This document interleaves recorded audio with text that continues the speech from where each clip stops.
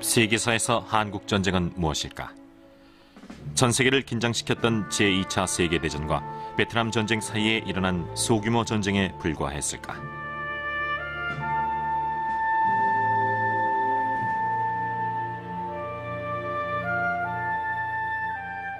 그러나 실상은 전혀 다르다.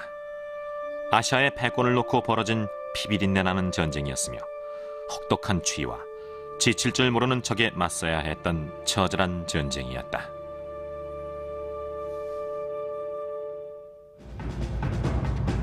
이 프로그램에서는 당시 참전 군인들의 눈으로 한국 전쟁을 바라보려고 한다.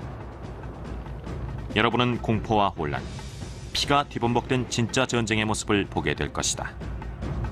참고로 이 프로그램 내 많은 화면들은 처음으로 일반인에게 공개되는 것이다. 그럼 냉전의 첫 번째 화약고 한반도로 가보자.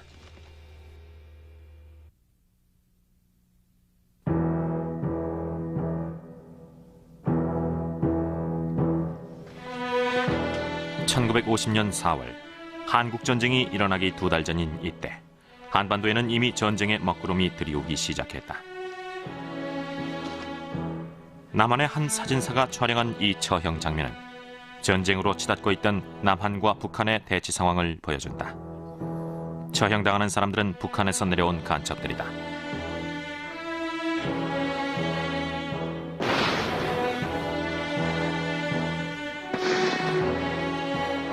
불과 몇 년 전까지 남한과 북한은 한 나라였지만 이제는 적이다. 제2차 세계대전 후 싹트기 시작한 둘의 긴장관계는 당시 거의 폭발 직전이었다. 한국은 고요한 아침의 나라로 불리지만 실제 자연 환경은 험하고 과거 역사는 고난의 연속이었다. 한국이 위치한 한반도는 북태평양의 조그만 반도로 미국에서 만여 킬로미터 떨어져 있다. 특이한 점은 주변에 러시아와 중국, 일본, 세 강국이 버티고 있다는 것이다. 그 결과 한반도는 주변 강국들의 힘겨루기 장소가 돼 잠시도 편할 틈이 없었다. 제2차 세계대전이 끝났을 때 한반도는 일본의 식민지 통치에서 막 벗어난 상태였다. 1945년 7월 포츠담 회담에서 미국과 소련은 한반도의 일본군을 공략하기 위해 각각 남쪽과 북쪽에서 진격해 들어가기로 했다. 그렇게 해서 미군과 소련군은 대략 한반도의 중간인 북위 38도선에서 만나게 됐다. 그리고 이 38선을 경계로 한반도를 분할 점령하기로 한다. 소련은 38선의 위쪽인 북한을, 미국은 아래쪽인 남한을 차지하게 된 것이다.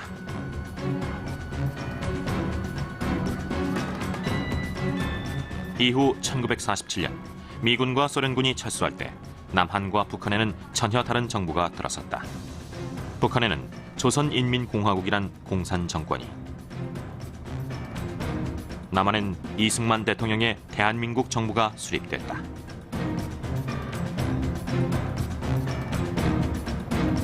남한과 북한은 서로 상대를 없애려고 했다. 대립은 격화됐고 38선 부근에서는 이미 수차례 교전이 벌어졌다. 이 작은 반도는 두 개의 정부가 양립하기엔 비좁았다.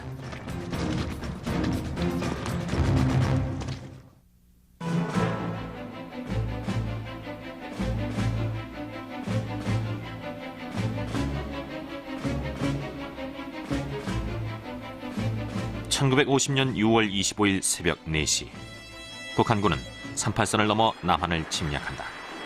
이전의 소규모 교전과는 차원이 다른 전면전이었다.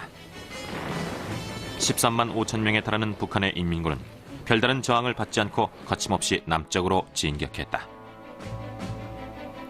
수적으로나 장비면에서 열세였던 남한의 국군은 저항다운 저항 한 번 못한 채 속수무책으로 당했다. 당시 남한의 전투력 열세에는 그럴 만한 이유가 있었다. 한국 전쟁 전에 이승만 대통령은 공공연하게 북침을 주장했다. 이에 미국은 아예 국군의 전력 증강을 막았다. 그런데 미국의 이런 전략이 남한을 위험에 빠뜨린 꼴이 됐다. 남한은 거의 맨손으로 북한의 탱크와 엄청난 화력에 맞서야 했다. 결국 전쟁 발발 이틀 만에 38선에서 50여 킬로미터 떨어진 서울이 북한에게 넘어가고 만다.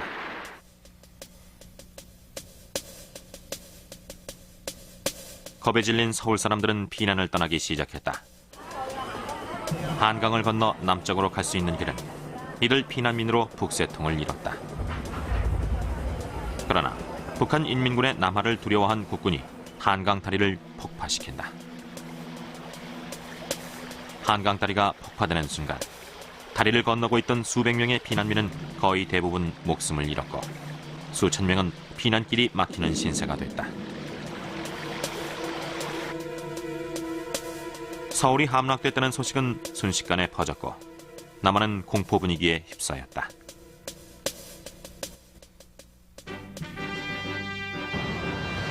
북한은 자신들이 남침할 경우 미국이 간섭하지 않을 것이라고 판단했다. 그런데 막상 전쟁이 벌어지자 미국은 예민하게 반응했다. 남한이 공산 정권에 넘어가면 다음은 일본 차례일지 모른다고 생각했다. 여론이 들끓자 당시 미국 대통령 트루먼은 우선 해 공군력을 이용해 북한군을 격퇴하라고 명령한다.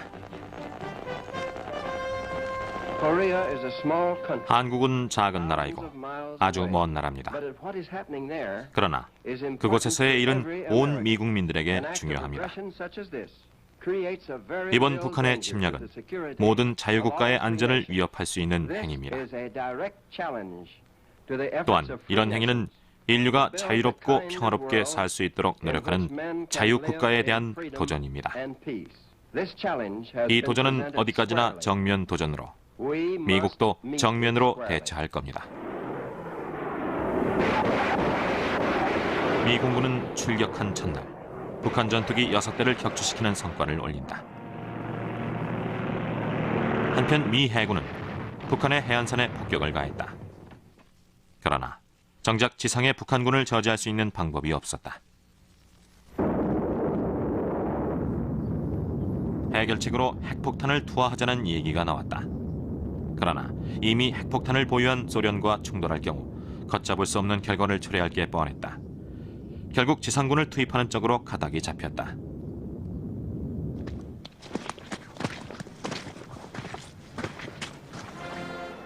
트루먼 대통령은 유엔에 국제경찰로서 북한을 저지해달라고 요청했다.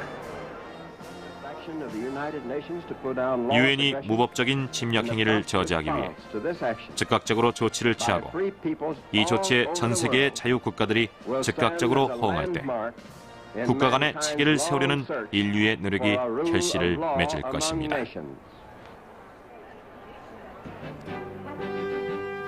유엔군의 핵심은 미군이 맡았다. 그러나 1950년 미 군사력은 걱정스러울 만큼 약한 상태였다. 이 예산은 1945년의 10분의 1 정도였고 특히 극동아시아에 배치된 미군은 극소수였다. 당시 남아있던 미 군사력은 유럽의 북대서양 조약기구에 거의 집중돼 있었다.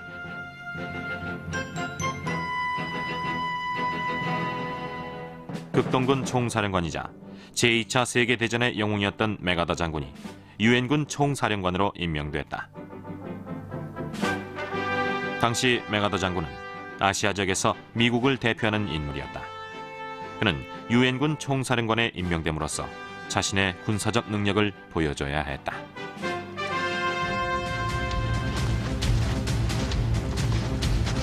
제일 먼저 급파된 스미스 중령의 특수임무부대는 급박한 전쟁 상황을 온몸으로 느낄 수 있었다. 7월 초 스미스 특수임무부대는 오산 부근에서 남쪽으로 진격하는 북한군을 발견했다. 즉시 산속에 숨었다가 북한군이 다가오자 가지고 있던 모든 화력을 동원해 저지 작전에 들어갔다.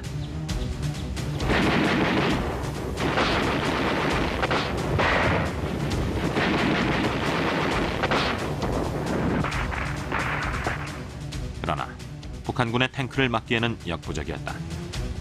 겨우 넉 대만 파괴했을 뿐 나머지 33대는 미군의 저지선을 뚫고 남하했다. 말하자면 미군은 적진 한가운데에 남겨진 꼴이 됐고 죽을 힘을 다해 빠져나와야 했다. 부대원들의 시체가 사방에 나뒹굴었고 부하 한 명이 복부에 총을 맞았죠. 그 친구가 고통스러워하는데 내가 할 수 있는 일은 머리를 쓰다듬어주는 것뿐이었어요. 이상 스미스 부대 대위 중이었습니다.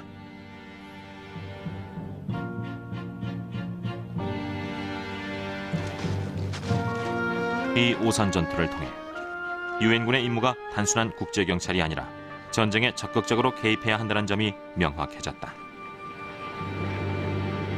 뒤이어 몇 주 동안 미 제8군 소속의 지원부대가 도착했지만 손바닥으로 강물을 막는 격이었다.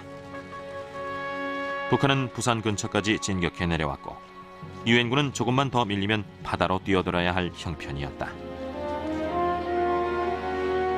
당시 유엔군의 전략은 북한군을 상대로 지연작전을 펴는 것이었다.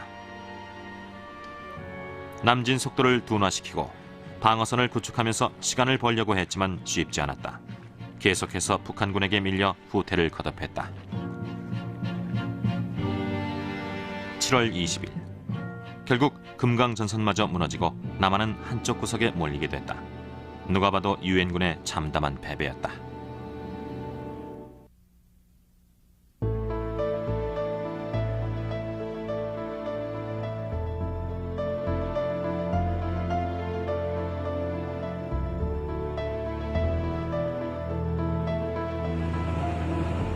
(1950년 8월) 유엔군은 궁지에 몰렸다. 한반도 최남단 부산에서 불과 100여 킬로미터 떨어진 지점까지 밀려난 것이다. 이제 부산을 지켜주는 마지막 울타리는 낙동강으로 이 방어선마저 무너지면 끝장이었다. 유엔군의 낙동강 방어선은 불안정했다. 미식 축구장 100개 정도의 전선을 방어하려면 3,600명의 사단 병력이 필요하다. 그런데 낙동강 전선은 150개의 미식 축구장을 몇 개 대대가 지키는 격이었다. 수적 열세보다 더 심각한 문제는 바닥에 떨어진 사기였다. 유엔군은 평화 유지 임무를 수행하다가 갑자기 치열한 전투 현장에 투입돼 상당수가 전장 공포 증세마저 보였다. 화가 난 미 제8군 사령관 워커 중장은 이런 사실을 맥아더 총사령관에게 직접 보고했다. 워커 중장은 제2차 세계대전 당시 패튼의 휘하에서 활약한 철두철미한 군인이었다. 그는 7월 29일 낙동강 전선을 사수하라는 명령을 내리고 여기서 더 후퇴하면 장례식을 치러주겠다고 말했다. 사방에 적들이 깔린 상태에서 워커 중장의 부대가 한 가닥 희망을 거는 것은 우세한 화력이었다.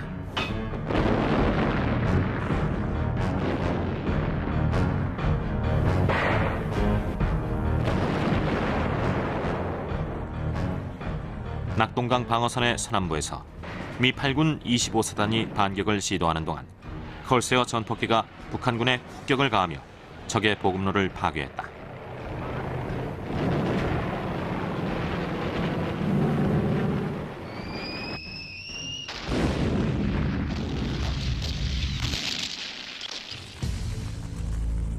그러나 그 와중에 미군 지원 포병대대가 북한 인민군의 공격을 받는다.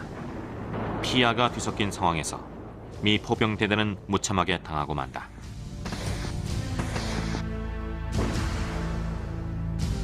이 전투로 미 포병대대는 모든 장비를 잃었고 수백 명의 인명피해를 입었다. 서남부 반격작전은 실패했다. 한편 이보다 조금 상류 쪽에서는 북한군이 낙동강 방어선의 빈틈을 발견하고 공격을 개시했다. 밤사이 낙동강을 건넌 북한군은 이름 없는 능선을 점령하는데 이 능선을 통해 곧바로 부산으로 진격할 수도 있는 위태로운 상황이었다. 미군은 즉각 공세에 나섰다. 2주 동안 치열한 전투가 전개됐다. 얼마나 치열했던지 어떤 고지는 미군과 북한군이 서로 10여 차례씩 번갈아가며 차지할 정도였다. 그 사이 북한군에 대한 공습은 계속됐다. 총격전이 끝나면 아군 전폭기의 공습이 시작됐습니다. 북한군은 비명을 질렀고 그 소리는 우리 귀에도 들릴 정도였죠. 비중대 플로이드 애킨스였습니다. 마침내 낙동강을 건너왔던 북한군을 격퇴시킬 수 있었다. 해전 이후 처음으로 북한군의 공세를 막은 것이다. 8월 중순, 유엔군은 효과적인 지상전 수행이 가능한 만큼의 병력을 보충할 수 있게 됐다. 부산항을 통해 프랑스, 터키, 태국, 에티오피아의 지원군이 도착했고, 특히 영국을 비롯해 캐나다, 호주, 뉴질랜드 같은 영연방 국가에서 많은 지원군이 도착했다. 이들은 제2차 세계대전에 참전하기엔 너무 어렸고 이제 활약할 나이가 된 젊은이들이었다. 그런데 전쟁의 참상에 대해서 너무 모르고 있었다. 특히 미군들은 자신감이 지나쳐 보일 정도였다. 부산은 마치 대학생들의 동창회 날 같았습니다. 들뜬 분위기였죠. 주눅든 모습은 없고 다들 당당했어요. 마치 걱정하지 마, 우린 미 해병대야 라는 것 같았죠. 탐 깊은 소위였습니다.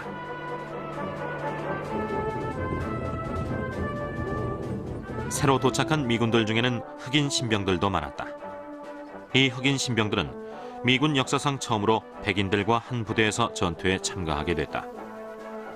한국전쟁 이전까지 미군은 흑인과 백인이 다른 부대에 소속돼 있었지만 급하게 병력을 배치하면서 흑백 혼합부대가 탄생하게 됐다.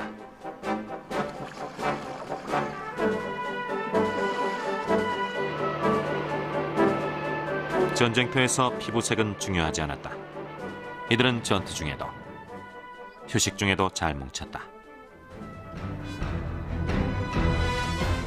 8월 공세에 실패한 북한군은 9월 1일 다시 낙동강 방어선 전역에 걸쳐 대공세를 시작한다. 그러나 북한군은 지칠 대로 지친 데다 보급로가 차단돼 공세를 오래 유지할 수 없었다. 패배의 그림자가 들이오기 시작한 것이다.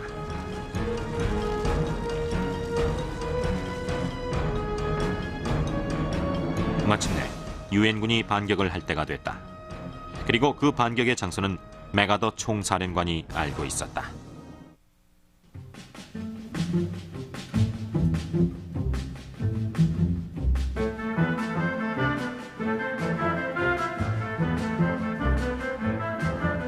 지난 몇 주 동안 메가더 장군은 대반격의 지점으로 인천항을 점찍고 있었다. 인천항은 서울에서 가장 가까운 항구로 교통과 보급의 주요 거점이었다. 그러나 인천은 치명적인 약점이 있었다. 적진 한가운데 위치해 있고 소수간만의 차이가 1km나 됐다.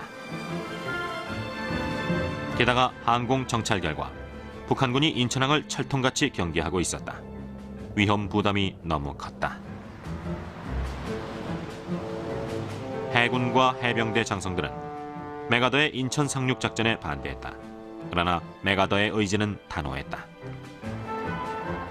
이 작전의 타당성에 대해 나는 추호의 의심도 없으며 성공할 가능성도 높다고 본다. 또 한 발 더 나아가 이것이야말로 적으로부터 주도권을 빼앗을 수 있는 유일한 희망이며 결정타를 입힐 수 있는 기회다. 인천항 점령은 북한군에게 정신적인 타격이 될 것이다. 반면 유엔군에게는 사기를 높이고 전쟁의 주도권을 잡는 계기가 될 것이 분명했다. 또 인접한 김포 비행장과 40km 거리의 서울을 공략하기도 적당했다. 그러나 좁은 해안에 상륙해 곧바로 도시를 공략해야 하는 만큼 쉽지 않은 작전이었다. 작전이 성공하려면 보통 군대로는 어림없었다. 메가더 총사령관은 인천 상륙 작전을 위해 제10군단을 편성한다. 육군과 해병대, 해군으로 구성된 이 군단은 부산을 떠나 인천으로 향했다. 한 참전 군인은 당시를 이렇게 회상했다. 부산항을 떠나자마자 인천항의 조수관만에 대한 브리핑이 있었습니다. 그렇게 조수관만의 차가 큰 곳에서 작전을 수행하긴 처음이었죠. 또 그런 대규모 상륙 작전도 처음이었고요. 9월 15일 새벽이 밝아오는데 만만치 않을 거란 느낌이 들었습니다. 미 해군 소속 조지 길먼 소위였습니다. 인천 상륙작전은 전략을 짜는데 어려움이 많았다.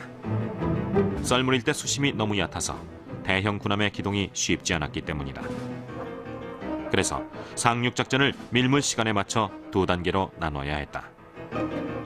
아침 밀물 시간에 인천항 입구에 위치한 월미도를 확보한 다음 저녁 밀물 시간에 인천항을 공략하기로 했다. 작전 개시 닷새 전 월미도에 폭격을 가해 적을 무력화시키기 시작했다.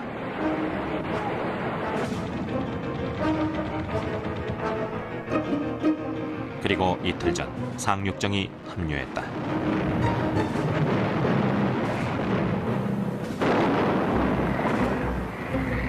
드디어 9월 15일 새벽, 미 10군단은 월미도 공략에 들어갔다.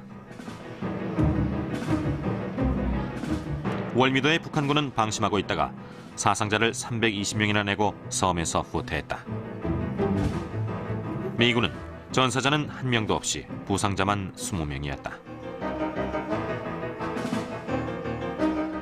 월미도 점령 후 다음 밀물까지 11시간 동안 10군단의 보병들은 휴식을 취했고 콜세어 전폭기들은 인천 시가지에 융단 폭격을 해댔다.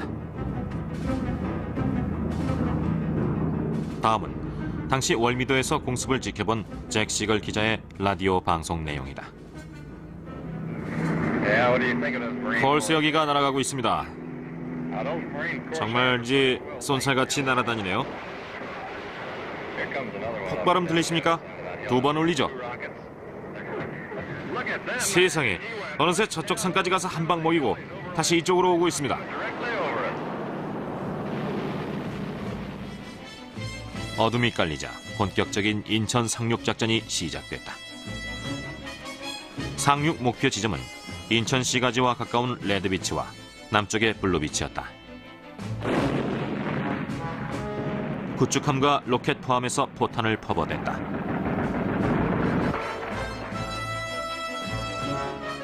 상륙정들은 속속 해변으로 향했다.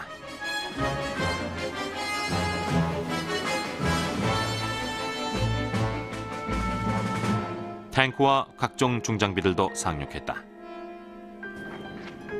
보병들은 해안에서 인천항 탈환을 준비했다. 작전 개시 1시간 30분 만에 레드비치를 완전 장악하고 인천 시가지로 들어갔다.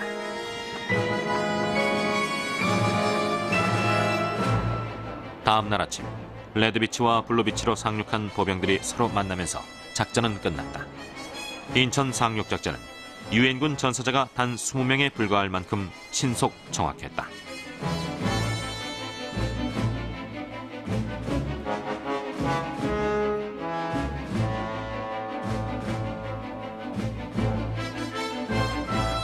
메가더 총사령관의 도박은 성공했고 그 성공에 가장 기뻐한 것은 그 자신이었다.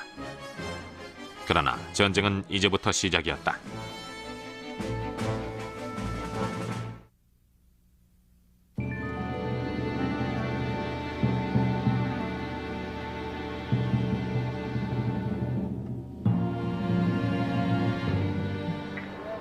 유엔군의 인천 상륙으로 남아나 있던 북한군은 큰 타격을 입게 됐다. 당시 북한군은 낙동강 전선에서 총력전을 펼치고 있었고 유엔군의 인천 상륙은 전혀 예상치 못했다. 게다가 낙동강의 북한군은 인천 상륙 작전이 끝난 뒤로도 일주일 동안 이 사실을 통보받지 못한 상태에서 전투에 임했다. 뒤늦게 이 사실을 알게 된 북한군은 겁을 먹고 즉시 퇴각하기 시작했다. 한편 인천에 상륙한 미 10군단은 서울을 향해 전진하기 시작했다. 이들의 발걸음에는 자신감이 가득했다. 제1 목표 지점은 김포 비행장이었다. 김포는 서울에서 가장 가까운 비행장으로 전략적으로 중요했다. 9월 18일 김포는 미 해병대의 손에 들어왔다. 그 후 해병대의 콜세어기가 김포 활주로에서 이륙해 서울을 폭격했다. 서울 수복의 신호탄이 울려 퍼진 것이다. 서울 수복 작전은 세 갈래로 나뉘었다.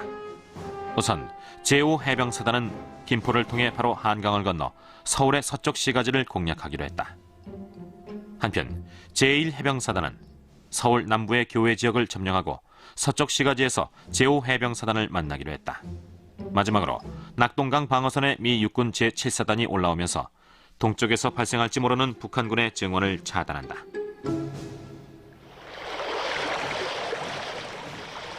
미 해병대는 작전대로 한강을 건넜지만 서울 서쪽의 고지에서 강한 저항에 부딪힌다.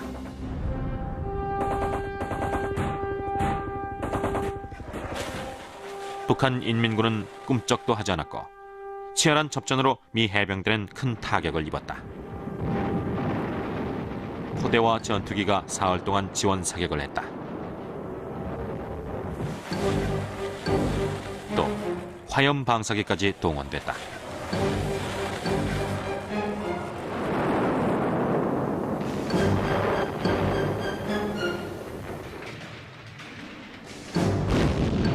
그러나 북한군의 저항은 거셌다.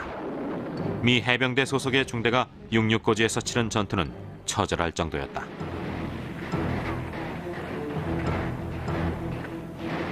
이 해병 중대는 참호 속의 북한군을 상대해 총검을 들고 백병전까지 치러야 했다. 포연이 거쳤을 때 중대 병력 206명 가운데 33명만이 살아남아 승리의 기쁨을 맛봤다.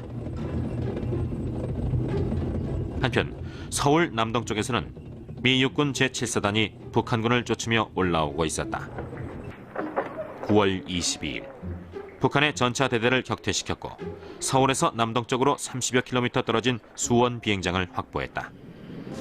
김포와 수원 비행장에서 이륙한 전투기들은 지상군의 서울 전진에 힘을 실어줬다.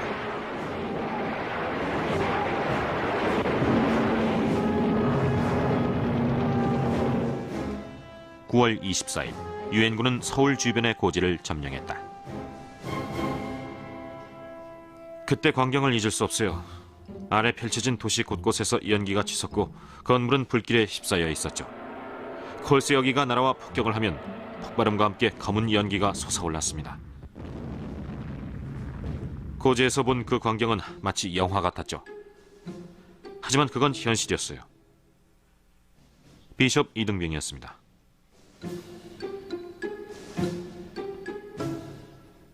다음 날인 9월 25일 북한군은 서울에서 퇴각하고 3개월 만에 서울은 수복됐다.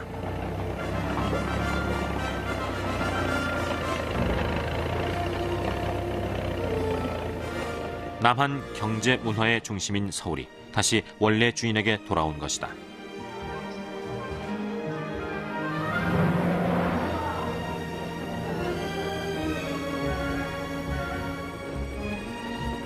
(9월 29일) 이승만 대통령과 메가더 총사령관이 참석한 서울 수복 기념식이 거행됐다.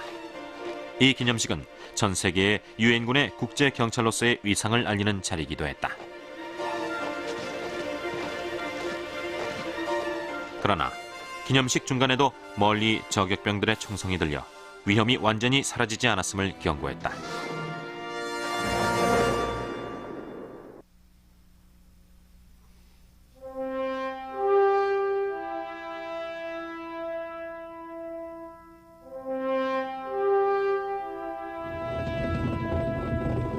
(1950년 9월) 이제 전선은 유엔군에게 유리하게 전개됐다. 마치 노르망디 상륙작전 후 연합군의 모습을 보는 것 같았다. 우선 목표는 38선까지 진격해 예전의 군사 분계선을 회복하는 것이었다. 마침내 10월 1일 남한의 국군 사단이 제일 먼저 38선에 도착했고 그 여세를 몰아 계속 북진했다. 일주일 뒤에는 유엔군도 38선에 도착해 북진 명령을 기다렸다.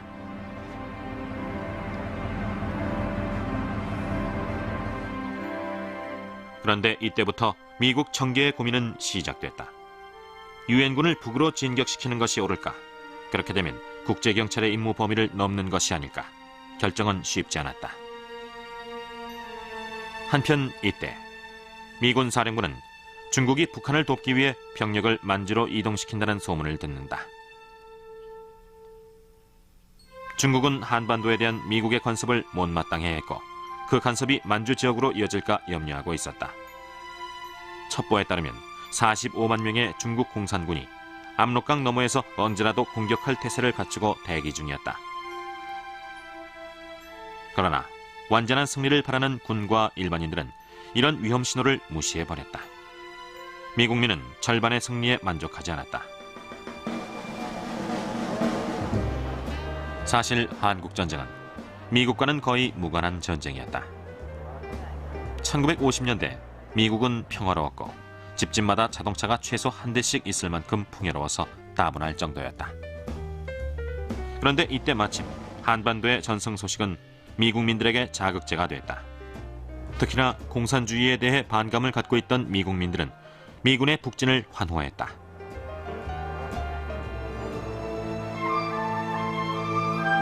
전쟁터가 북한으로 옮겨지면서 남한 사람들은 일상생활로 돌아갔다. 결혼식과 장례식도 치르고 시장도 열렸다. 또 지난 넉 달 동안 전쟁이 남긴 상처를 복구하면서 이승만 대통령이 늘 다짐했던 한반도의 통일을 기대했다. 그 기대는 오랜 세월 외세의 간섭과 침입에 시달렸기 때문에 더욱 간절했다. 한국은 과거 때로는 중국, 때로는 일본, 때로는 러시아의 간섭을 받는 수모를 겪었다. 심지어 이들 나라의 지배를 받기도 했다. 그 가운데서도 중국은 1000년이 넘게 한반도에 영향력을 행사했다. 그래서인지 두 나라는 불교와 벼농사를 짓는 등 문화적으로 비슷한 점이 많다. 그러나 1950년 이 두 나라의 정치 체계는 완전히 달랐고 한국전쟁은 이를 확인하는 자리가 됐다. 남한의 국군과 중국의 공산군은 그 어느 때보다 격렬한 충돌을 앞두고 있었다. 북한의 수도 평양으로 가는 길은 거칠 것이 없었고 유엔군은 각 부대별로 누가 먼저 평양에 도착하는지 경쟁했다. 북한은 평양 근처에 저지선을 구축했지만 유엔군의 파죽지세의 공격을 막아내지 못했다. 미 제8군은 38선을 넘어 북진한 지 열흘 만에 평양 입구에 도착했다. 뻥 뚫린 길을 바라보며 미군들은 몹시 들떴다. 메가더 총사령관이 추수감사절을 고향에서 보내게 될 거라고 했고 우린 그 말을 믿었어요. 사기가 하늘을 찔렀죠. 카디널 이등병이었습니다. 미 제8군은 북한을 완전히 점령하기 위해 평양에서 다시 북서쪽으로 전진했다. 북한의 마지막 주요 육상 거점이었던 청천강을 건널 때는 승리가 바로 눈앞에서 손짓하고 있었다.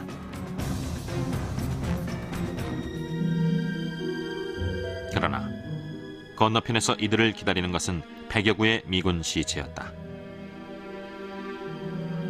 궁지에 몰린 북한이 최후의 발악으로 미군 포로들을 죽인 것이다. 10월 24일 유엔 결의안에 따라 메가더 총사령관은 압록강까지 진격할 것을 명령한다. 완전한 승리가 곧 손에 잡힐 듯했다. 그러나 압록강에서 이들을 맞이한 것은 완전한 승리가 아니었다. 수십만 명의 중공군이었다.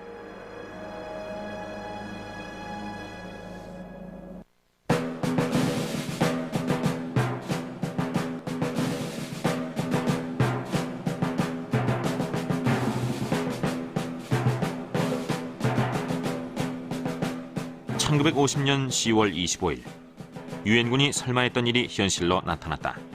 압록강으로 진격하던 유엔군 앞에 갑자기 셀 수 없이 많은 중공군이 모습을 드러낸 것이다.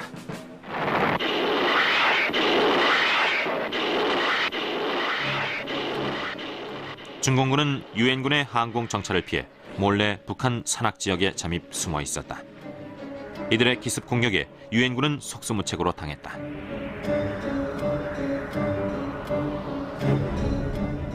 당시 유엔군의 방어책은 항공 지원뿐이었다. 사방에서 몰려나오는 중공군에 맞서 필사적으로 싸웠지만 대부분 전사하고 만다. 이 소식이 알려지면서 몇 시간 전까지만 해도 하늘을 찔렀던 유엔군의 사기는 급속도로 땅에 떨어졌다.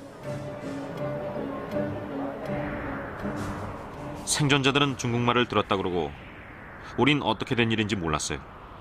할로윈 때였는데 날은 춥고 우린 꽁꽁 얼어 있었죠. 앞이 캄캄했어요. 제19보병대 하프였습니다. 승전 퍼레이드를 준비하고 있던 극동사령부는 중국이 전면적으로 전쟁에 개입한 것은 아니라고 생각했다. 그래서 워싱턴에 압록강에 중국 수비대와 작은 마찰이 있었을 뿐이라고 보고했다.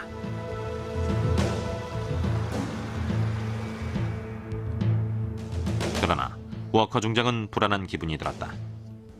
휘하 부대원들을 전부 청천강까지 후퇴시킨 다음 상황을 다시 알아보라고 지시했다.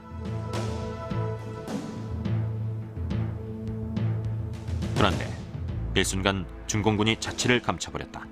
산속으로 들어가 숨어버린 것이다.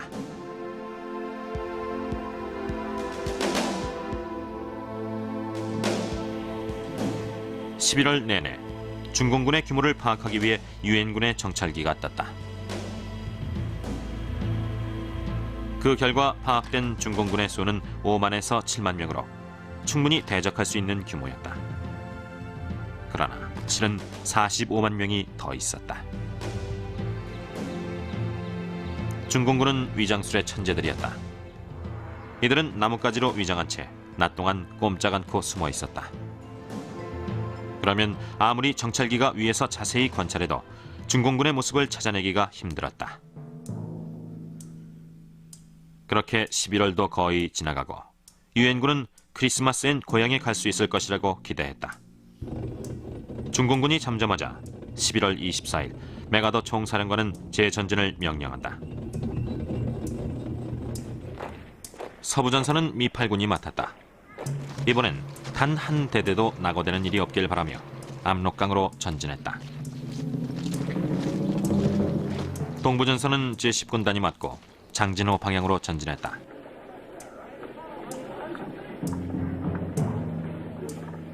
첫날의 성과는 그다지 나쁘지 않았다. 조금이지만 모든 부대가 고루 전진했다. 그러나 다음 날 전세는 뒤집어졌다.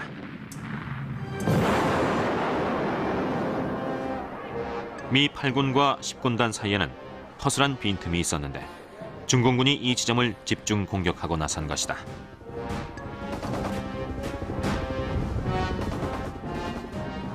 유엔군의 전선은 두 동강이 나고 말았다. 재전진 사흘 만에 유엔군은 전면 후퇴하는 처지가 됐다. 그러나 두 동강 난 것은 유엔군의 전선만이 아니었다. 혹독한 겨울과 무자비한 공산군 앞에서 유엔군의 사기도 두 동강이 났다.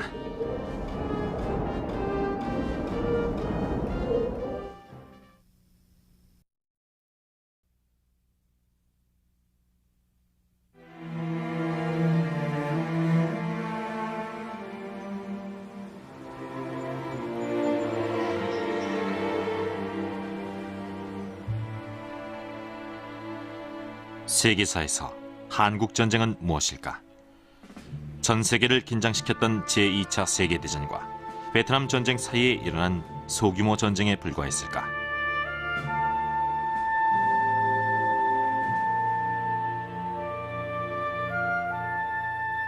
그러나 실상은 전혀 다르다. 아시아의 패권을 놓고 벌어진 피비린내 나는 전쟁이었으며 혹독한 추위와 지칠 줄 모르는 적에 맞서야 했던 처절한 전쟁이었다.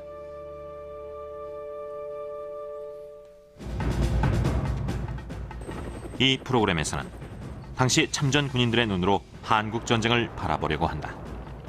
여러분은 공포와 혼란, 피가 뒤범벅된 진짜 전쟁의 모습을 보게 될 것이다. 참고로 이 프로그램 내 많은 화면들은 처음으로 일반인에게 공개되는 것이다. 그럼 냉전의 첫 번째 화약고 한반도로 가보자.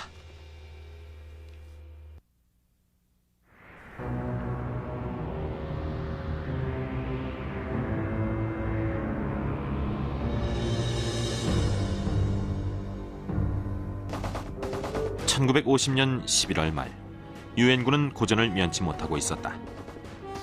국제경찰로서 승승장구하며 북진하던 중 중공군의 인해 전술에 부딪혀 생사의 갈림길에 놓이게 됐다.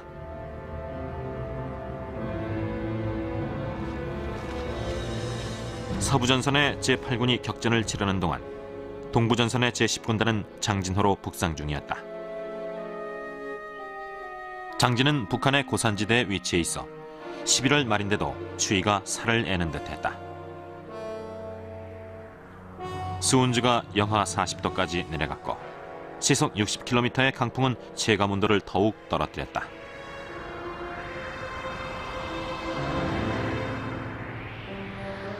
모든 것이 꽁꽁 얼어붙었다. 엔진오일, 총, 약은 물론 군인들의 손과 발도 얼었다. 땅은 어찌나 단단하게 얼어붙었는지 참호를 팔 수조차 없었다. 몸을 따뜻하게 할 수 있는 방법은 눈싸움뿐이었다. 추수감사절을 보내기에 결코 이상적인 곳은 아니었지만 장병들은 현실을 받아들였다. 추수감사절날 칠면조와 기타 음식이 나왔어요. 그런데 얼어버릴까봐 빨리 먹어야 했죠. 소스와 감자가 맨 처음 얼었어요. 후다닥 먹어치웠죠. 총알은 여전히 머리 위를 날아다녔고요. 의무병 데이비스였습니다. 추위와 적의 공격으로 미 제1해병사단의 고생은 말도 못했다. 군인들은 몇 주째 옷도 갈아입지 못했고 먹는 것도 부실했으며 영하의 추위로 잠도 거의 자지 못했다. 그러나 해병대 정신으로 전열을 정비하고 11월 27일 대공세에 나선다. 하지만 이미 서부전선의 유엔군이 밀리고 있는 가운데 이들의 운명은 밝지 못했다.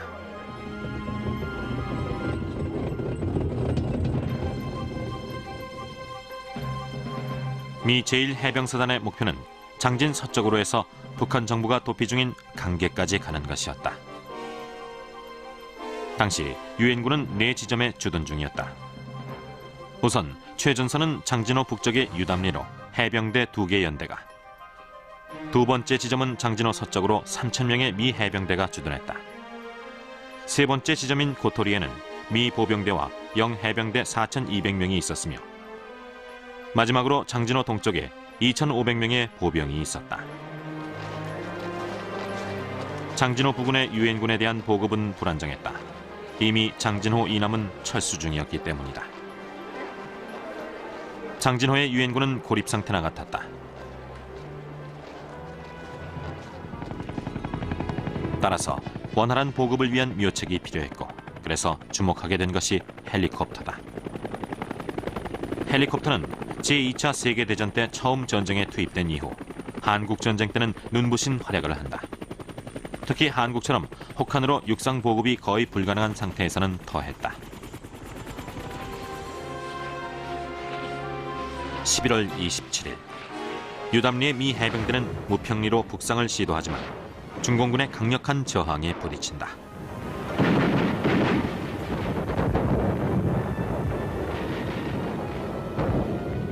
이에 즉시 미 해병대는 공세에서 수세로 작전을 바꾸고 유담리로 후퇴해 중공군의 공격에 대비한다. 그리고 다음 날인 11월 28일 중공군 6개 사단 병력이 유담리를 공격한다. 이후 4월 동안 치열한 전투가 계속됐다.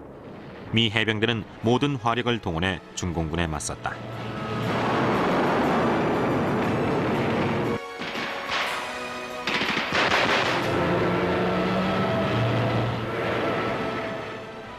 동해의 항공모함에서 출격한 폭격기들이 적진의 포탄을 퍼부어댔지만 역부족이었다.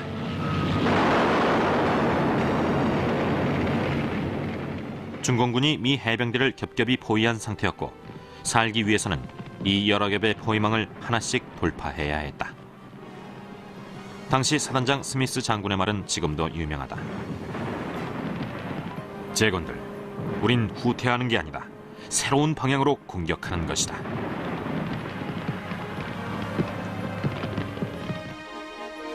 한편 장진호 동편의 상황은 이보다 더욱 나빴다. 미 제7보병사단이 해발 1000m가 넘는 고지에서 포위돼 완전 고립된 상태였다. 어느 쪽으로 나가려고 해도 치열한 전투를 치러야 했다. 겁에 질린 미군들이 장진호의 차가운 물속으로 뛰어들거나 산속으로 들어가면서 상당수 행방불명됐다. 중공군의 포위망을 뚫고 후방의 아군과 합류하기 위해 특수임무부대가 조직됐다. 이들은 부상병을 실을 트럭만 챙기고 나머지 무기와 차량을 모두 파괴했다. 12월 1일 탈출이 시작됐다. 사방에서 적의 탄환이 날아왔고 공군의 항공 근접 지원으로 아군이 쏜 네이팜탄까지 위험할 정도로 가깝게 날아왔다. 특수임무부대가 앞선 가운데 포위망 돌파 작전에 들어갔다.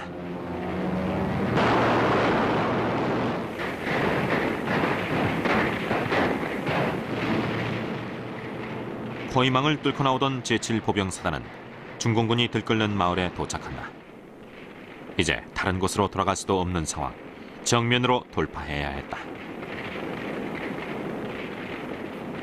마을에 도착할 당시 2,500명이었던 미 보병 가운데 살아남은 것은 1,000명뿐이었다. 전우의 시체를 끌고 나오기도 부족한 숫자였다. 장진호 전투는 2주간 계속됐고 유엔군은 간신히 안전한 곳으로 철수했다. 장진호 전투는 현대 전쟁사에서 전설처럼 회자되고 있다. 살인적인 추위, 무자비한 적, 물샐 틈 없던 포위망을 뚫고 나온 생존자들은 초신표라는 단체를 만들었다. 아주 적게 살아남았다는 뜻으로 초신은 장진의 일본식 표기다.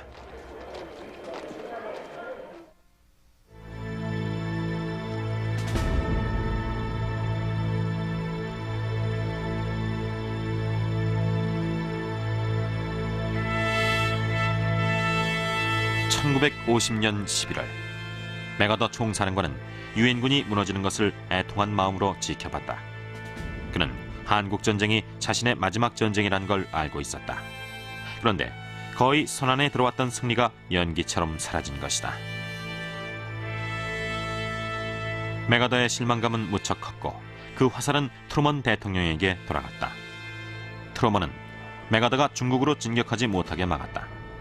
미국 전투기가 중국 전투기를 쫓아 중국 영토에 들어갈 수 없도록 했으며 전선에 투입하는 인원과 장비도 제한했다.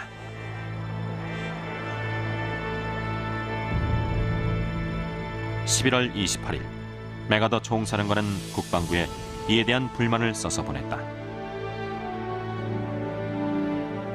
지금 우리는 새로운 전쟁을 치르고 있습니다. 선전포고도 없이 끼어든 중국과의 전쟁을 치르고 있습니다. 우리 사령부는 할 수 있는 모든 조치를 취하고 있지만 현재 상황은 우리의 능력과 통제권을 넘어섰습니다. 메가더 총사령관. 그렇지 않아도 원만하지 못했던 트루먼과 메가더의 관계는 유엔군이 열세에 몰리자 더욱 험악해졌다. 2달 전에 물밀듯이 북상했던 유엔군은 다시 쫓기듯이 남하해야 했다. 유엔군의 후퇴 행렬은 북한 주민들의 합류로 거대하게 불어났다. 수많은 북한 주민들이 탈북했다.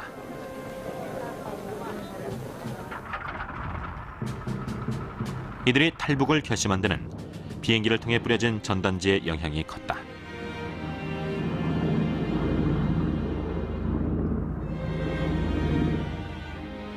전단지는 공산주의의 폐해를 경고하고 자유세계의 안정된 모습을 선전했다. 공산 정권의 염증을 느끼고 있던 북한 주민들에겐 솔깃한 얘기들이었다. 한편 중공군의 공세는 계속됐다. 크리스마스가 다가오면서 유엔군의 사기는 밑바닥이었다. 당시 유엔군은 워싱턴의 소극적인 태도에 불만이 높았다. 전력으로 보면 분명히 적보다 우세한데 워싱턴의 제약으로 전력을 마음껏 쓸 수 없었고 이로 인해 전쟁에서 밀리고 있다고 여겼다. 만약 워싱턴의 제약이 없다면 크리스마스를 한국이 아닌 고향에서 맞이했을 거라고 생각했다.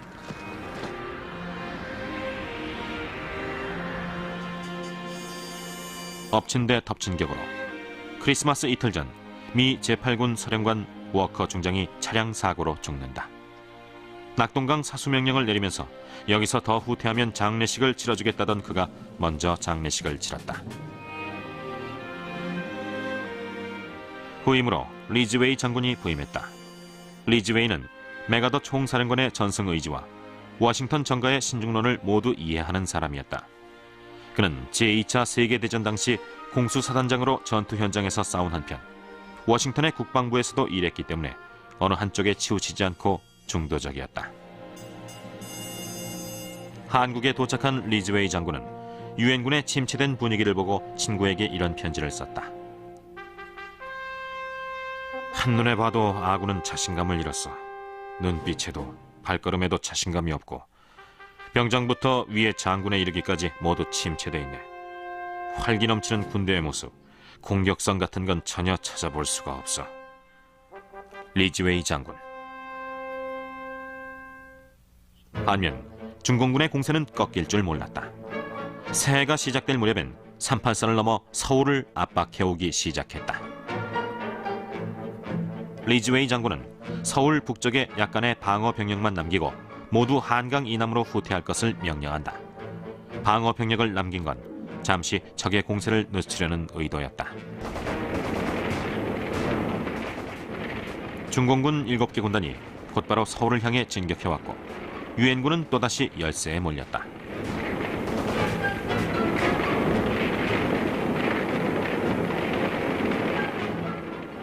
(1월 3일) 서울은 다시 적의 손에 들어갔고 다음 날인 1월 4일 유엔군은 서울에서 남쪽으로 150여 킬로미터 떨어진 금강까지 후퇴했다. 바로 일사후퇴였다. 넉 달 동안 수많은 사상자만 내고 다시 원점으로 돌아왔다. 그래도 다행히 획기적인 의료 체계로 많은 부상자들이 목숨을 구할 수 있었다.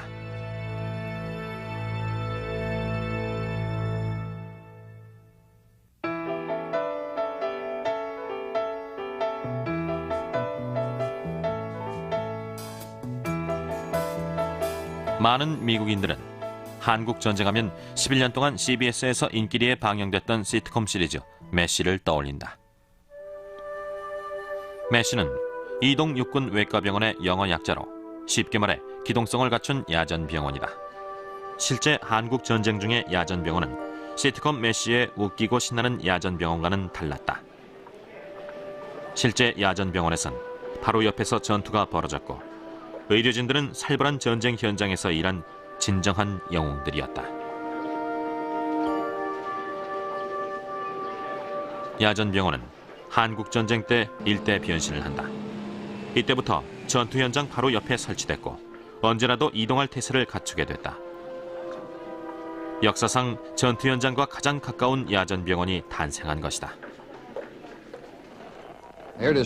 부상당한 지 2시간 30여 분 만에 병원 침대에 누워 있을 수 있다니 정말 놀랍네요. 전투지와의 거리가 얼마나 되죠? 15km쯤 됩니다. 이 야전병원은 38선과 1차죠. 정말입니까? 수술실은 북한 땅, 수술 준비실은 남한 땅이죠.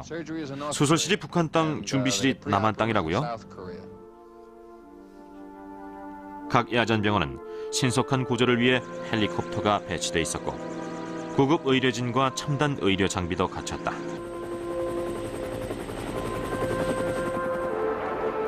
이 야전병원의 기본 기능은 일명 미트볼 수술이다. 미트볼 수술이란 부상자가 후방에 제대로 된 병원으로 이송될 때까지 가능한 모든 외과 조치를 취하는 것을 말한다.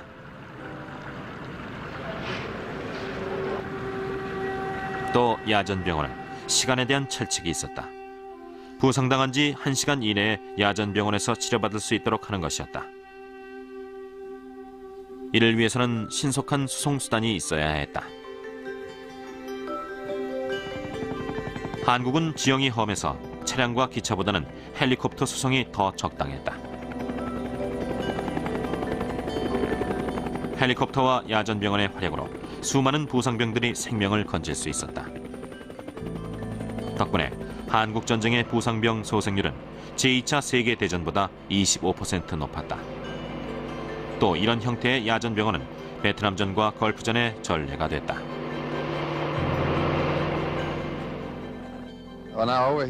이쪽으로 와보니까 부상병을 엑스레이실로 옮기고 있는 것 같은데 잠깐 설명 좀 해주시겠습니까? 다리에 엑스레이 사진을 찍으러 갑니다. 성함이 바비 그린입니다. 의사세요? 아니요, 보조원이요. 아, 금방 다시 오나요? 어때요? 예, 몇 분이면 끝나요. 여기 야전병원은 뭐든 참 빠르네요. 30분 안에 수술을 결정해야 되니까요.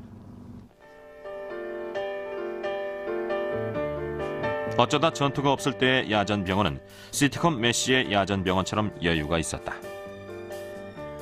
여자 의료진들도 남자들과 함께 부상병을 치료했다. 1951년 후반, 전쟁이 소강 상태를 보이자 배구를 하는 모습도 볼 수 있었다. 기다리는 시간을 때우기엔 그만이었다. 그러나 일단 부상병들이 들어오기 시작하면 의료진들은 바쁘게 움직였다. 80시간 동안 쉬지 않고 수술을 하는 일도 있었다. 이들이 사흘 동안 하는 수술은 일반 병원에서 1년 하는 수술보다 더 많았다. 의료 행위의 기준도 조금 달랐다. 우리의 목표는 부상병을 어떻게든 살려서 후방으로 보내는 것이었습니다. 물론 부상병의 손가락이나 팔, 다리도 중요하지만 생명을 구하기 위해 잘라야 할 때는 잘랐죠. 우리는 다리 한쪽을 구하느라고 뒤에서 기다리는 부상병의 생명을 위태롭게 할 수 없었습니다. 후커 군의관이었습니다. 한국 전쟁 중 야전병원의 활약은 눈부셨다. 유엔군이 전쟁을 수행하는 데 든든한 힘이 되어줬다. 부상병들은 야전병원에서 임시 치료를 받고 나면 후방의 병원으로 이송됐다. 한편 부상이 경미한 장병들은 다시 전선으로 나갔다. 중공군의 공세가 계속되고 있어 한 명의 장병이라도 아쉬운 상황이었다.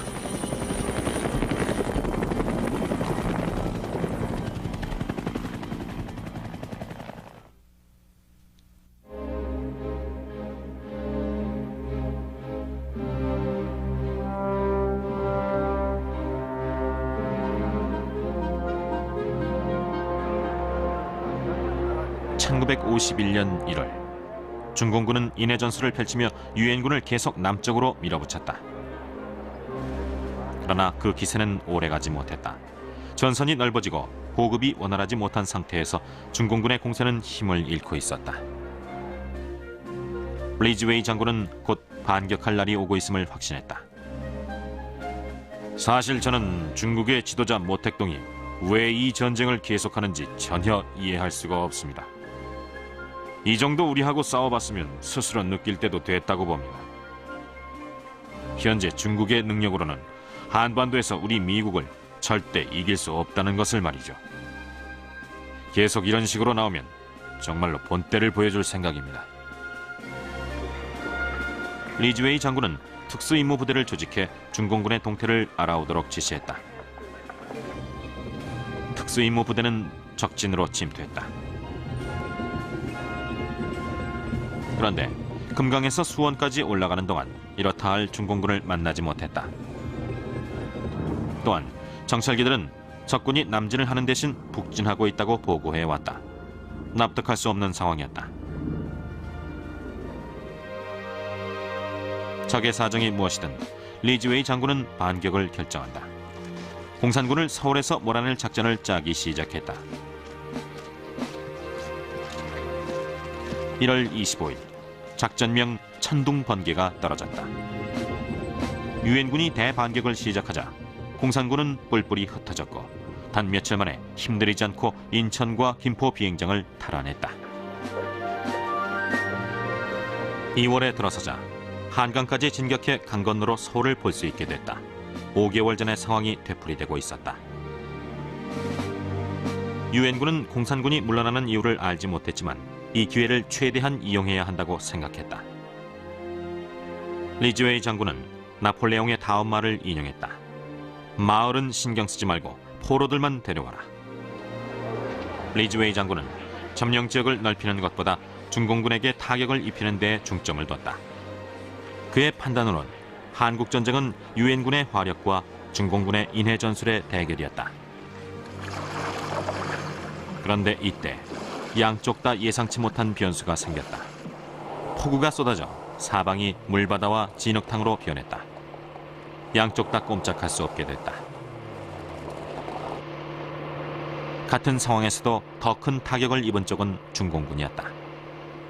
폭우와 미군의 폭격으로 보급이 끊겨 식량 배급이 제대로 이루어지지 않은 것이다. 흔히들 군대는 배가 차야 싸울 수 있다고 하는데 중공군은 그렇지 못했다. 반면 유엔군의 식량 배급은 원활했다. 게다가 닷새 동안의 휴가가 실시된 덕분에 유엔군의 사기는 한껏 올라갔다.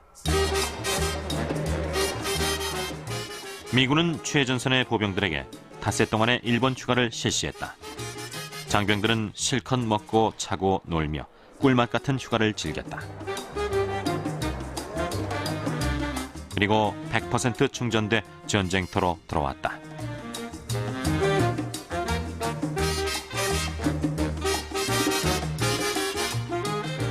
한편 휴가를 못 간 장병들은 위문 공연단과 함께 전쟁의 긴장감을 털어냈다. 1951년 3월 1일 활기를 되찾은 유엔군은 한강을 건너 서울을 되찾기 위해 다시 공세를 펴기 시작했다.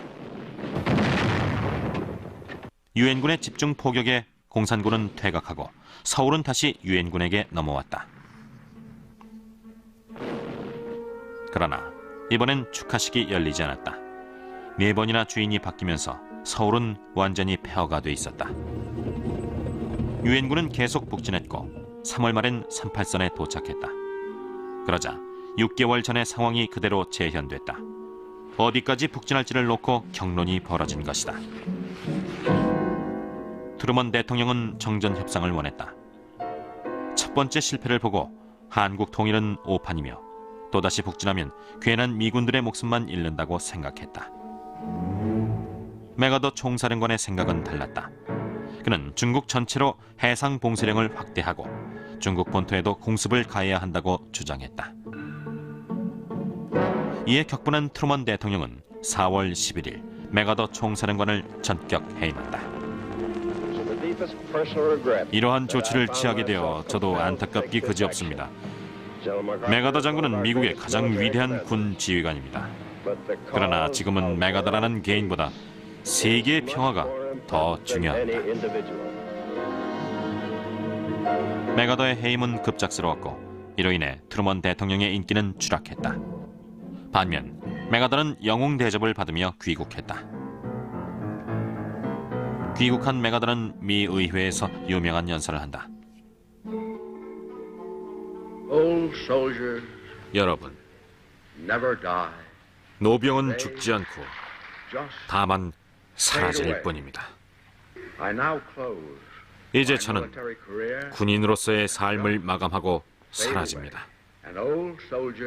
하나님이 주신 의무를 다하기 위해 애쓴 노병은 이렇게 사라집니다.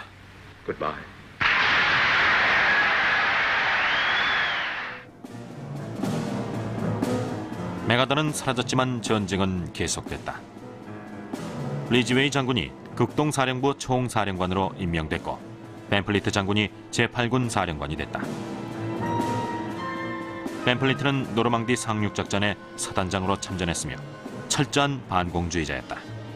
그는 아군의 목숨이 아니라 포탄을 쓰겠다며 화력의 증강을 요구했다.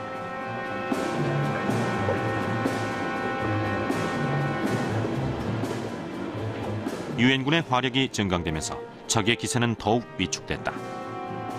중공군이 대거 철수하고 있는 것처럼 보였다.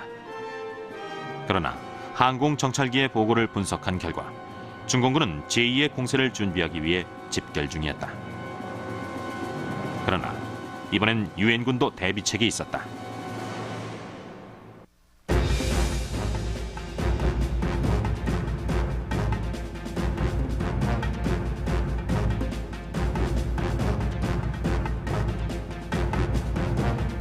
(1951년) 봄 중공군은 38선 북쪽의 철의 삼각지라고 알려진 고지에 집결하고 있었다. 철의 삼각지는 서울과 북한의 완충지대 역할을 할 수 있어서 유엔군에겐 전략적으로 중요한 곳이었다. 그러나 공략하기가 쉽지 않았다. 리즈웨이는 중공군의 대반격을 이미 눈치채고 있었고 지난 6개월간 중공군과의 전투로 전술도 꿰뚫고 있었다. 중공군은 언제나 기습 공격을 취한 뒤 갑자기 잠잠해지는 특징이 있었다. 가공할 만한 적이지만 장기전엔 약하다는 뜻이었다. 리즈웨이는 단계별로 라인을 지정해 철의 삼각지를 공략하는 기준으로 삼았다. 일단 한 라인에 도착하면 이 라인은 그 위의 라인까지 전진하는 교두보가 된다. 만약 후퇴하더라도 바로 아래의 라인까지만 후퇴해 다음 반격을 준비하도록 했다. 각 라인은 미국 주의 이름을 따서 붙였다.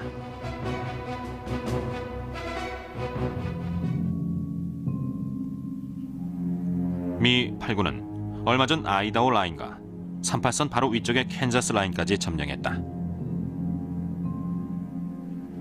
다음 목표 라인은 유타 라인으로 캔자스 라인이 그 교두보가 된다. 마지막으로 와이오밍 라인을 점령하면 철의 삼각지에 근접하게 된다.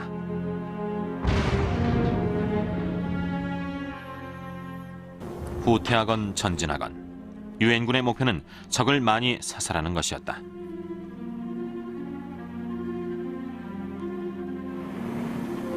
(4월) 말 유엔군이 유타 라인까지 점령하고 와이오밍 라인 공략을 준비하던 중 중공군의 공세가 시작됐다.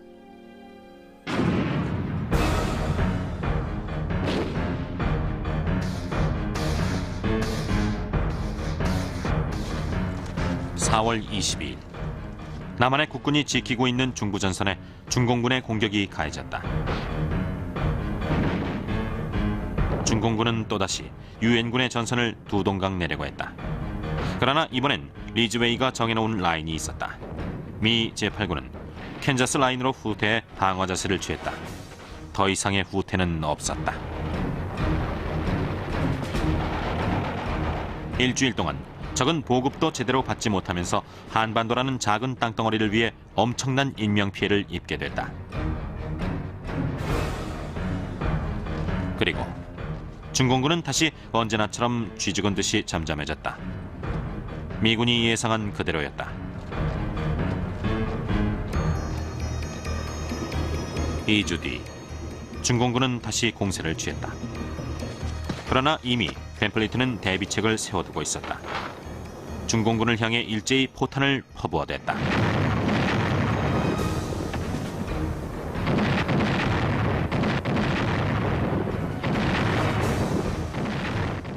단 24시간 동안 한 포병대대에서 포탄 12,000발을 발사했다.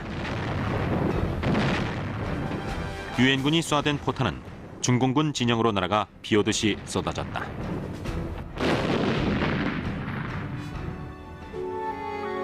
이 포격으로 중공군 사상자는 35,000명이나 됐지만 유엔군의 사상자는 900명에 그쳤다. 이 포격이 바로 벤플리트 포격이다.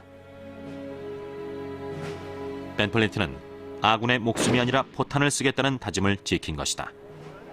유엔군의 화력이 중공군의 인해 전술을 무너뜨렸다. 6월 유엔군은 와이오밍 라인까지 올라갔다. 중공군이 전쟁에 개입한 이후 가장 북쪽까지 올라온 것이었다. 수천 명의 전쟁포로와 수톤의 무기도 압수했다. 그리고 마침내 철의 삼각지 공략을 시작했지만 적의 철통 같은 저항에 부딪힌다.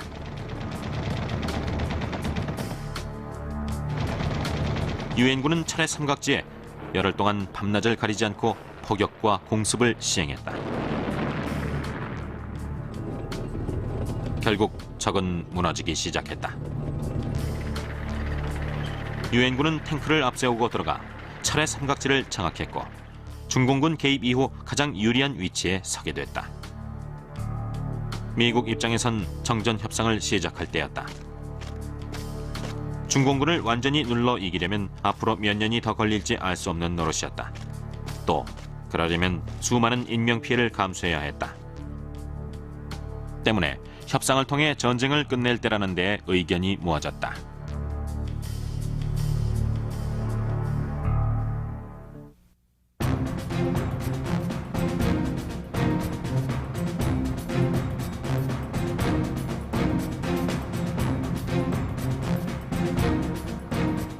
1951년 6월 말 유엔은 공산 측에 정전 협상을 제안한다. 그리고 이틀 뒤 공산 측이 이 제안을 수락한다. 평화의 기운이 싹트기 시작했다. 초기에 정전 협상은 개성에서 열렸다가 곧 판문점으로 옮겨진다.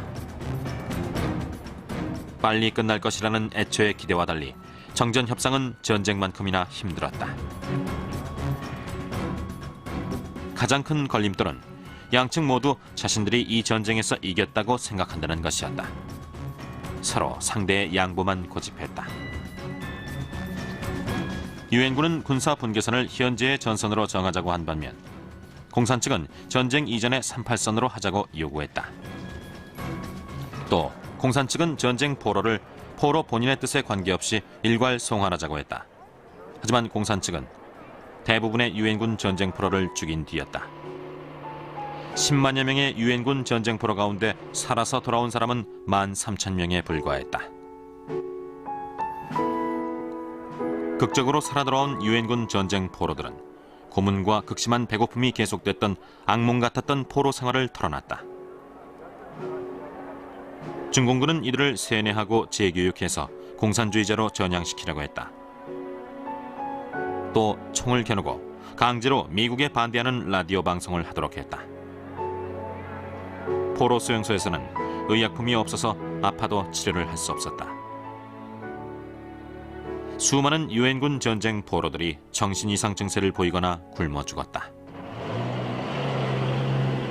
반면 공산군 전쟁 포로의 수용소 생활은 그 정도로 비참하지는 않았다.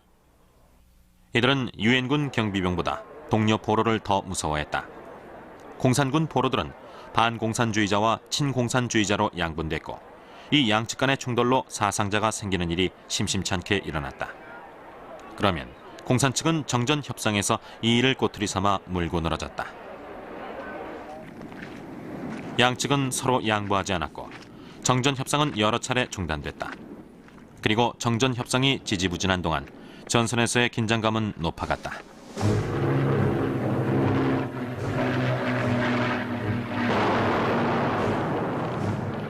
특히 긴장감이 높았던 곳은 38선 바로 위의 철의 삼각지였다.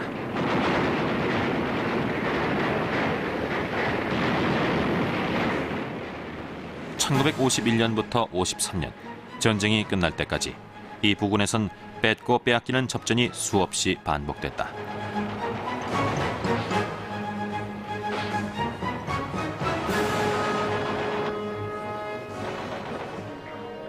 그러다 잠시 전투가 없을 때는 다른 일로 바빴다.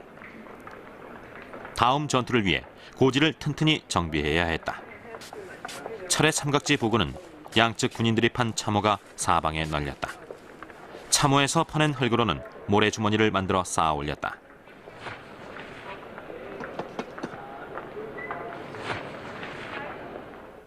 이렇게 쌓아 올린 고지에서 유엔군은 공산군을, 공산군은 유엔군을 주시했다. 시간이 남으면 사진을 찍기도 했다.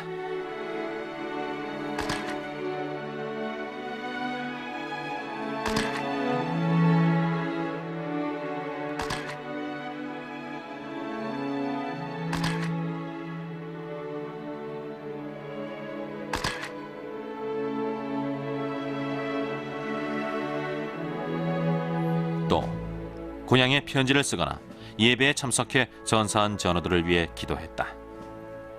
그러나 자신들을 위한 기도는 하지 않았다. 죽은 전우들을 위해 기도했고 내가 죽게 되면 고통 없이 빨리 죽게 해달라고 기도했죠. 하지만 살려달라는 기도는 하지 않았어요.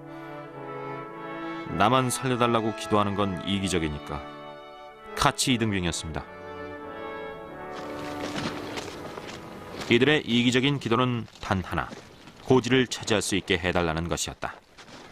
1952년 여름, 미 제8군은 여전히 북측 고지를 주시하고 있었다. 전쟁이 끝나기 전에 북측의 고지를 하나라도 더 뺏고 싶은 생각이 간절했다. 하지만 그것은 공산 측도 마찬가지였다. 이런 양측의 욕심으로 전쟁이 끝날 때까지 이 부근의 고지는 피로 물들었다. 이 가운데 가장 유명한 고지가 불모고지로 포격의 민둥산이 된 데서 유래한 이름이다. 불모거지는 근처에서 가장 높아 주변을 훤히 내려다볼 수 있었다. 1952년 6월, 유엔군은 이 불모거지를 차지하기 위해 작전에 돌입했다.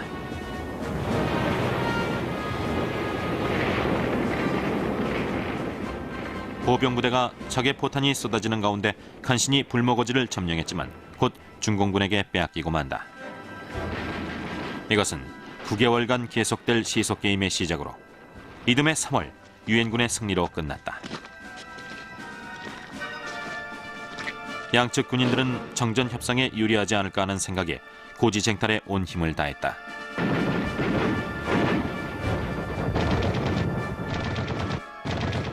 그러나 정전 협상은 계속 제자리 걸음이었다. 유엔군은 만족할 만한 협상 결과를 끌어내기 위해 공산 측을 더 압박할 필요를 느꼈다. 그래서 생각해낸 방법이 전투기를 이용한 공습이다.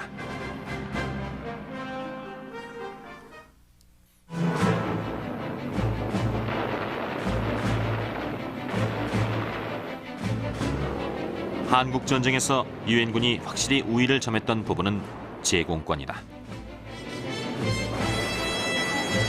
유엔군이 참전해서 마지막 전투가 끝나는 날까지 유엔군의 전투기는 북한을 가차없이 폭격했다.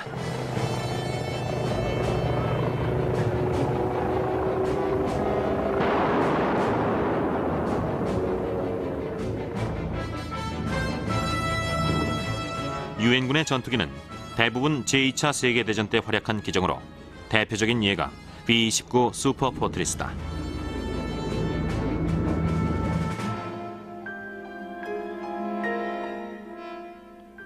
한편 한국전쟁에 새로 투입된 차세대 전투기들도 많았는데 이런 점이 전세에 유리하게 작용했다. 그 중에서도 F-86 세이버 제공 전투기를 투입한 것은 대단히 성공적이었다. 이 기종은 미국 전투기 가운데 최초의 후퇴익기로 날개가 뒤로 젖혀져 공중전에 강했다. 소련의 미그 15기에 맞서 한반도 하늘을 지킨 1등 공신이다. 1952년 유엔의 공군력은 최고조에 달했다. 이해 미 공군의 전투기 출격 횟수만 1,500회였고 미 해군과 해병대, 유엔 비행편대에서 출격한 횟수는 더 많았다.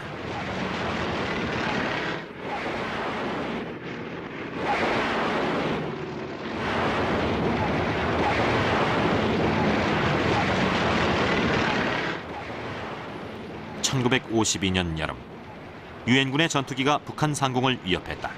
정전 협상에서 공산 측을 밀어붙이기 위해서였다. 유엔 전투기는 북한의 압록강까지 올라갔다. 압록강 주변은 북한의 산업시설들이 몰려있는 곳이다. 또 한편으론 중국과의 국경선이기도 해서 중공군 전투기의 역공을 조심해야 했다. 그러나 이런 위험에도 불구하고 6월 23일 유엔의 폭격기는 압록강 주변의 핵심 산업시설에 폭격을 가했다.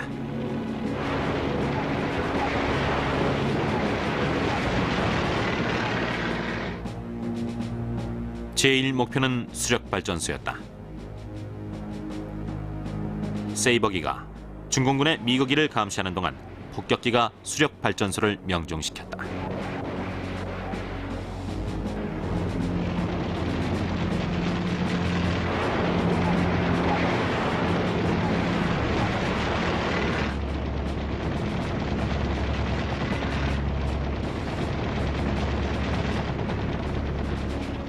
작전은 신속하고 기습적이었으며 성공적이었다. 이 폭격으로 북한 전력 공급의 90%가 차질을 빚게 됐다. 이승만 대통령은 북한에 결정적인 타격을 준 이 공습에 대해 이렇게 평했다. 미국의 전투기가 자기의 주요 시설을 강타하고 대단히 큰 피해를 입혔습니다. 이번 전쟁에서 미국 전투기가 중요한 역할을 하고 있다는 걸 우리는 압니다.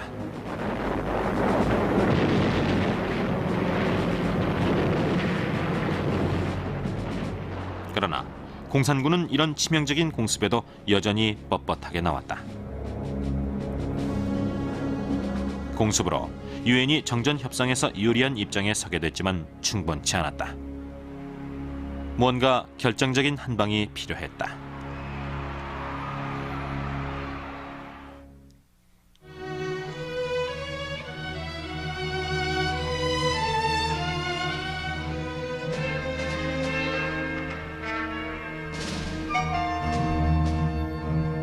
한국전쟁은 1952년 미국 대통령 선거의 주요 쟁점이었다.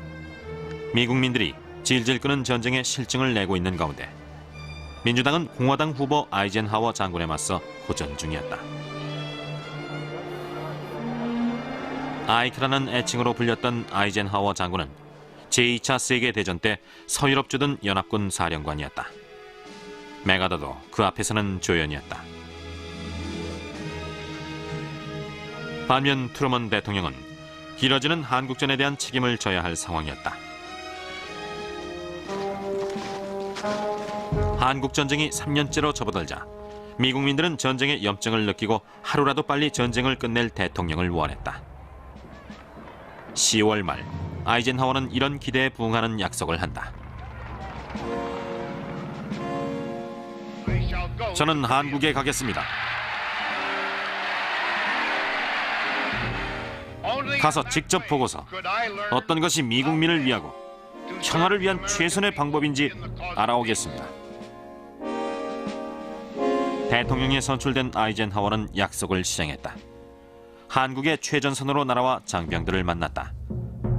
장병들과 함께 식사를 하고 종전에 대한 그들의 생각을 들었다. 당시 언론 쪽에선 종전을 위해 핵폭탄을 쓸 것이라는 소문이 흘러나왔다. 트루먼이 2차 대전을 종식시킬 때 핵폭탄을 쓴 선례가 있기 때문에 아이젠하워는 그 소문을 전적으로 부인하진 않았다. 아이젠하워가 핵폭탄을 쓸지도 모른다는 태도를 보이자 공산 측은 긴장했다. 정전 협상에 보다 진지하게 임했다.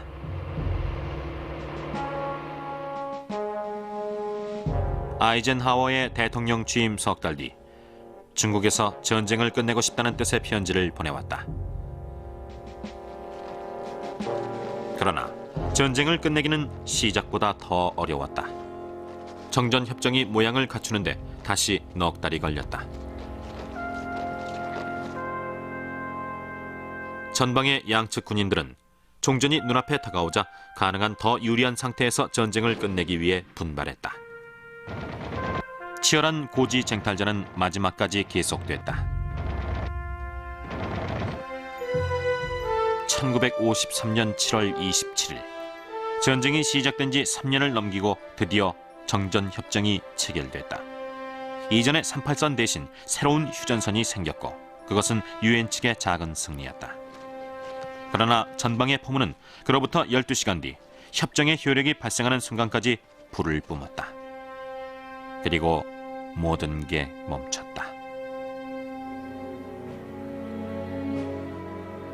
한국전쟁 3년 동안 300만 명이 넘는 사상자가 발생했다. 군인은 물론 민간인들까지 다치고 죽고 행방불명됐다. 고요한 아침의 나라는 쑥대밭이 됐다.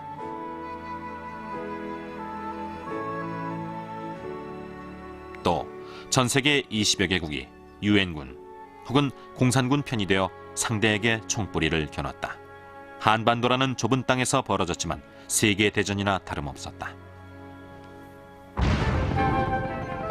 한국전쟁으로 시작된 공산권과 자유진영 간의 전쟁은 이후 40년간 계속됐다. 그리고 그 긴 냉전은 끝났지만 한국전쟁은 끝나지 않았다. 남한과 북한은 지금도 휴전선을 사이에 두고 서로를 노려보고 있다. 1950년 이후 달라진 것이 거의 없다. 현재 한국은 전 세계에서 유일한 분단 국가다.